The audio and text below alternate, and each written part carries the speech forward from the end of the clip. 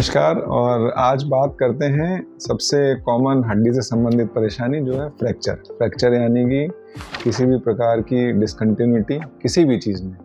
और जब ये हड्डी में हो जाती है तो इसको हम लोग हड्डी का फ्रैक्चर नाम देते हैं कि हड्डी टूट गई है, कॉमन भाषा में बात करें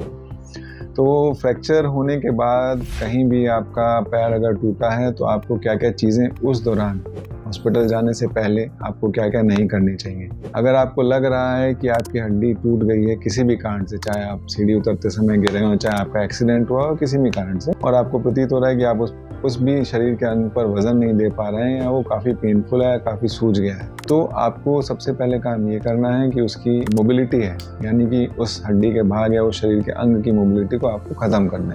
करने के लिए क्या कर सकते हैं आप जिस भी जगह पे हैं, माना रोड साइड पे हैं या कहीं भी आप घर में भी हैं, तो आपको उसको सपोर्ट दे देना है, उसको किसी चीज़ से बांध देना है। ये एक बेसिक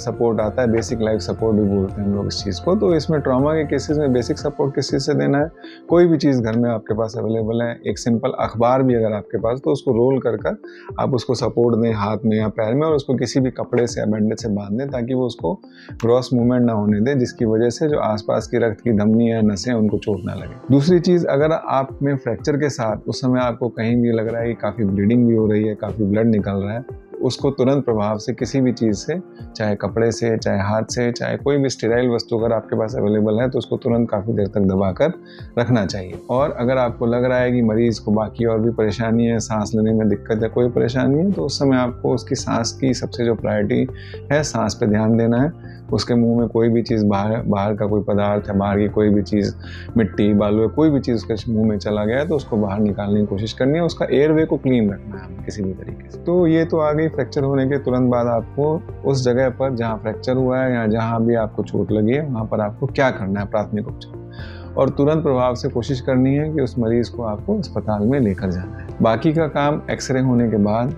कोई भी सीटी स्कैन की ज़रूरत है, उसके बाद आपको जो भी आपको डॉक्टर सलाह दें उसको आपको फॉलो करना है। धन्यवाद।